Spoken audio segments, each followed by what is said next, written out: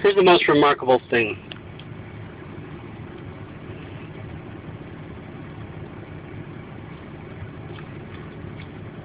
And this is probably really super challenging for any of you to grasp, since most people, I'm guessing, don't even think this direction.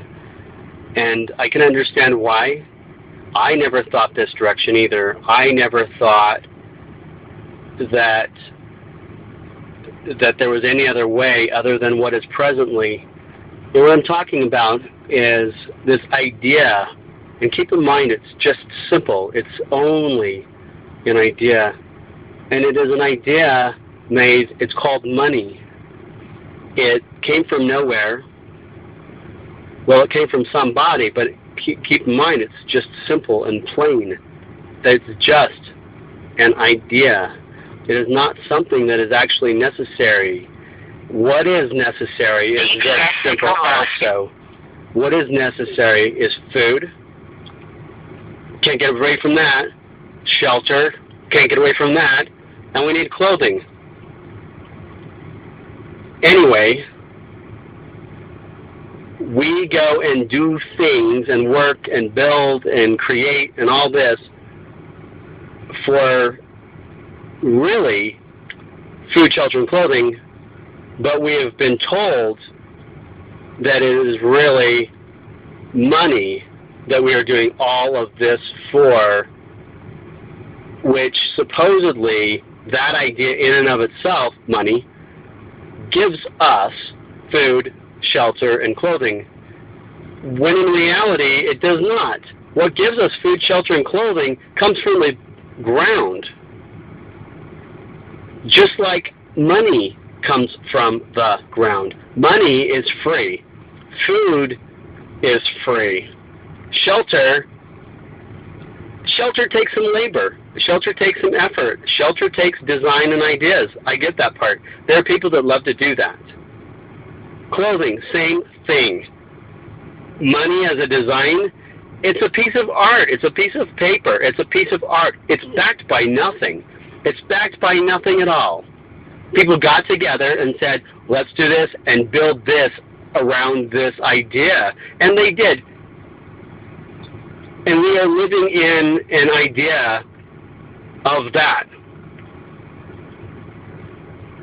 And it's really frustrating, because there are people who have spent their lives doing the things that they, some of them actually, frankly, enjoyed doing, because it gave them food, shelter, and clothing, or simply because they just enjoyed doing it, and it just happened to give them food, shelter, and clothing.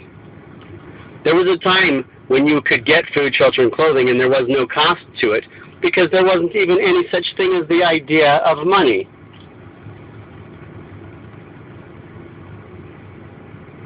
Governments.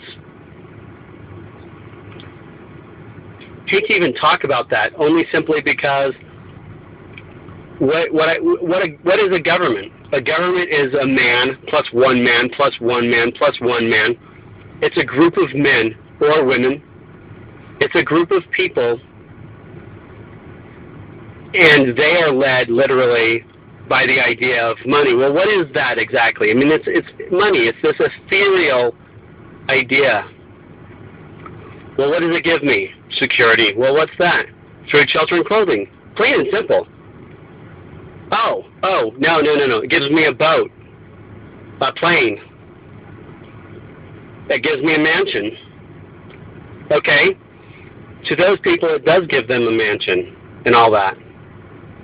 Jewelry, big fucking deal.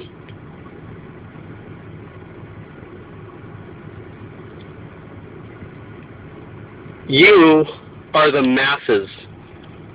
You are the 99 and 100 almost percent. You are everyone. And there is a tiny, tiny microscopic group of people that live on this planet like pharaohs. They are telling everybody to do what they are to do, and you are the ants, so to speak, the worker bees. They live and everybody gives to them. And nobody questions anything that they do. And probably the main thing is because people fear pain. People fear death. People fear what could happen to the people that they love if held hostage in situations because somebody, say, won't do what it is that they really want them to do, which all is understandable. But here's the crazy thing. It's kind of a similar idea like this. Let's say you're in a theater and somebody starts shooting it, like happened recently. Who's going to fix that problem of the shooter? Is somebody going to run and maybe sacrifice their life in order to stop and to save everybody else from the carnage? Or are you all just going to sit there and let you get shot and just go, oh, it's all right, and that person becomes, so to speak, pharaoh? Obviously, a microscopic pharaoh, seriously lacking in everything.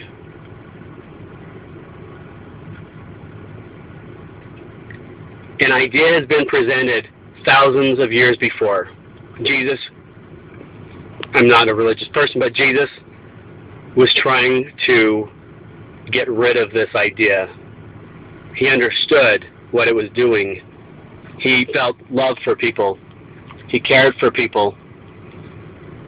He realized what was happening, and this whole tax crap and all this other stuff was happening to him as well, or to his parents, which is probably how he became in that level of thought.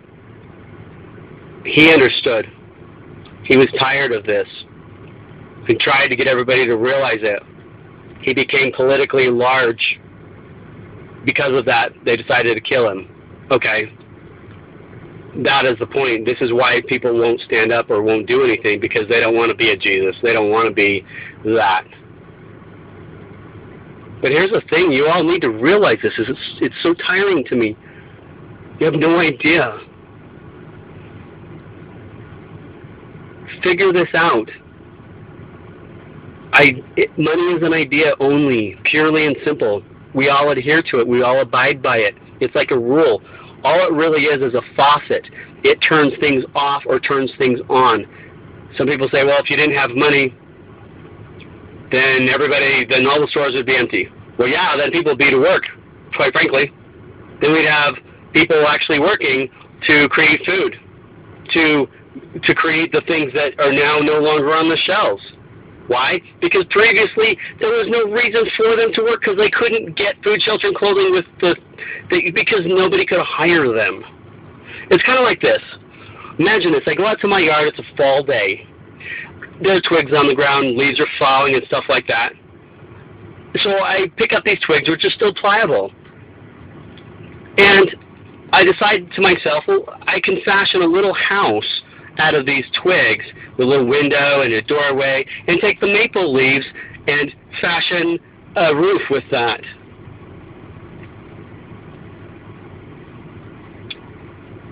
And let's just say after building this little tiny home, I share it with you, and you say, wow, I really like that. I'll buy it from you. And I say, okay, that's fine. I'll sell it to you for $1. Or whatever your money is. And you say, great. And I exchange the $1 for that little house. The house came from the ground, literally. The only thing outside of that is me thinking of it, my idea. The house is my idea. That's it, idea. I created that house.